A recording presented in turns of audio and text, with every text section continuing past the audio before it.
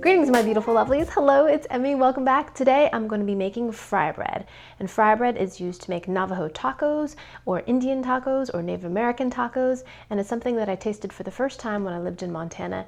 It's absolutely delicious. You can find it at fairs, carnivals, powwows. It is amazing. It's basically a flatbread that's been deep fried, and it's topped with beans, ground beef, tomatoes, lettuce, cheese, all the things you would find on a typical taco. Or it's also served as a dessert with honey and butter, or just with powdered sugar. So this recipe does have some history. It is attributed to the Navajo. It was invented around the 1860s when the Navajo were forced to march from their land onto basically internment camps. These were called the long walks. They were forced to walk hundreds of miles, and when they arrived, they were given rations, government rations, including flour, baking powder, dry milk, sugar, and with those things, this recipe was invented. Fry bread. There aren't very many ingredients, 4 to 5 different ingredients. I looked up a lot of different recipes. I'll put all the links down below to the videos and the blogs that I looked at and used as references. It's really, really simple. There is a technique with forming the dough and of course frying it, but this will be my first time, so we'll see how well I do. So first things first, I'm going to make the dough. And I've got 2 cups of flour here, just regular all-purpose flour, 2 teaspoons of baking powder, half teaspoon of salt, 1.5 teaspoons of sugar. This recipe is attributed to the Navajo, but many southwestern tribes make this fry bread, and it's very, very popular. And depending on what reservation you come from, there are slightly different variations. A lot of the measurements were just done simply by hand, just like what Grandma used to do. You just kind of looked and that looked right, and then when you kneaded the dough, it just felt right. So some of the recipes were just estimations, just based on feel. So now that that's mixed up, I'm going to use about 1 cup of warm water. Be right back.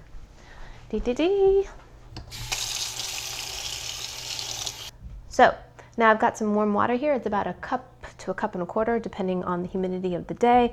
So I'm just going to add a little at a time. And this is what I found most interesting. You just kind of have to do it by the feel. And just work this into a dough. And you want the dough to be a little bit sticky. You don't want to necessarily knead it, otherwise it'll be tough when we fry it.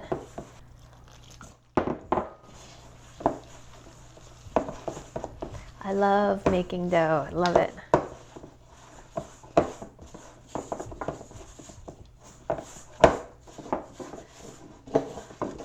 I'm so grateful for YouTube to be able to see what the results of the dough, like what the dough is supposed to look like. You can read recipes and they can describe them to you, but you don't get to see what they're doing. So I'm so grateful for video recipes. Okay. So I think we're pretty much there. All right, so here's the finished dough. We're going to cover this with a dish towel and let this rest. Different recipes had different amounts of time, anywhere from 10 minutes to 30 minutes. I'm going to kind of do the middle and do about 15 minutes. All right, see you in a bit. All right, so here are the toppings. I've got some canned sliced olives, chopped red onion, some sliced up iceberg lettuce, chopped tomato, some cilantro, some sour cream. Here is my beef that's been all cooked up, and of course some nice shredded cheese and beans as well. All right, let's check on our dough. It's been resting for about 15 minutes. So I've got a cast iron skillet here. I've got some oil heating up. It's about 3/4 of an inch. All right, so let's see if I can do the dough shaping technique. I'm gonna get some flour from my hands. Ball of dough is pinched off, like this, shaped into a ball. It's flattened. A little bit of flour so it doesn't stick to your hands too much. And I saw some people roll it with a rolling pin to get it flat. And I'm going to cover my rest of my dough so it doesn't dry out. Just to get it doughed. And then just start to stretch it a bit and flatten it. And then there's this great technique where you use your fist to kind of flap it back and forth. So let's see if I can do that. So I am no expert here, as it shows. This is my first time. So we're going to stretch it a bit. And letting it rest allows the baking powder to activate, but it also allows the gluten, which are the proteins that are in the flour, to form. And that makes the dough stretchier. So my dough is a little lumpy and shaggy, so maybe it would be better if it rested longer. I've got a hole in it, but that's okay because you're supposed to make a hole in it, but Yeah. You're supposed to do that purposefully. And in the videos that I saw, you could see experienced hands made very round flatbreads, and are not experienced hands. My flatbread is not round.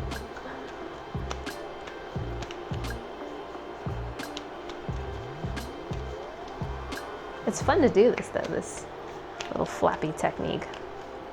But it does do a great job of kind of stretching the dough out. Place it gently into the oil.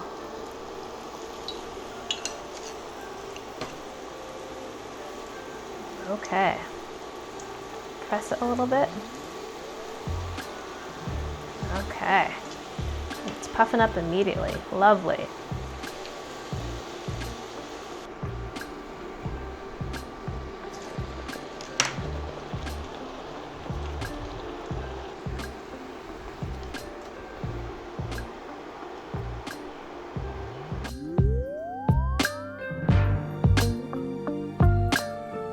Here are my beautiful breads. I got 5 of them, and as I went along, I got progressively better at shaping them and finding the right temperature to fry them at.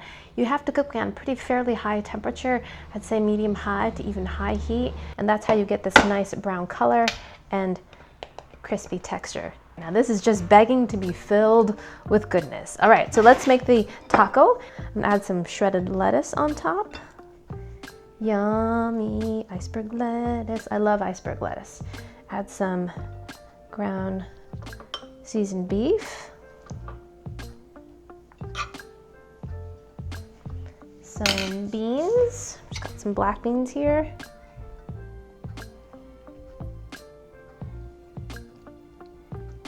Chopped tomato. Ooh, I'm gonna add some more lettuce. Add some more lettuce on top. That. Chopped tomato. Yum, yum, yum, yum. So excited about this. Some olives. And of course, the shredded cheese. Oh, yes. And a good dollop of sour cream. Oh man, this is gonna be good. I forgot onion. Red onion too. I love red onion. Okay, red onion.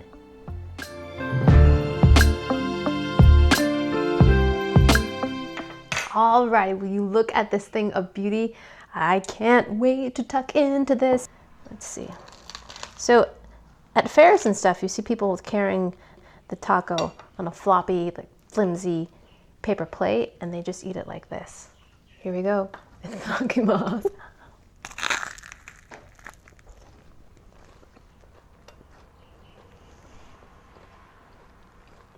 Mm-hmm.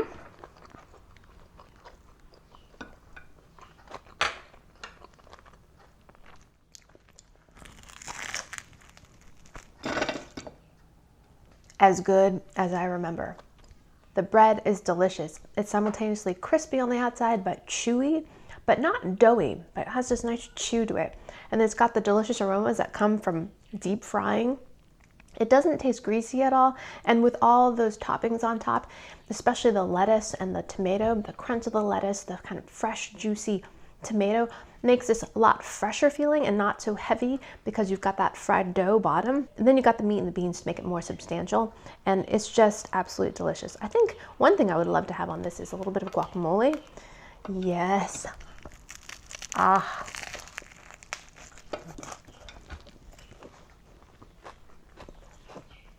Kind of looks a mess, though. Speaking of messes, have you picked up your official Winston t-shirt yet? You know, Winston the crumb that likes to peer on my lip. Yes, he has an official t-shirt. Be sure to pick one up. I'll put the link down below. It's only running for a limited time only, so show your love for the crumb. All right, let me eat another bite of this. It's good to have a fork, too. Let's do a sweet one. Let's have some with butter and honey.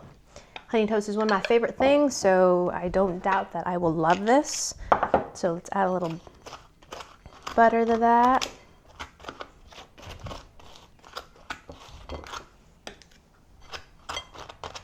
Or a lot of butter to that. That's why this is going to be good. And Honey from my own hives. Have you seen my bee vlog videos? I will put the link down below to my other channel where I have been chronicling my adventures in beekeeping. The blogs are actually from last year. I got really behind, but I've been taking footage of my beekeeping for this year too, so the videos will come as well. But this is the honey that came from last fall, so just drizzle that. Oh my, yes. Here we go.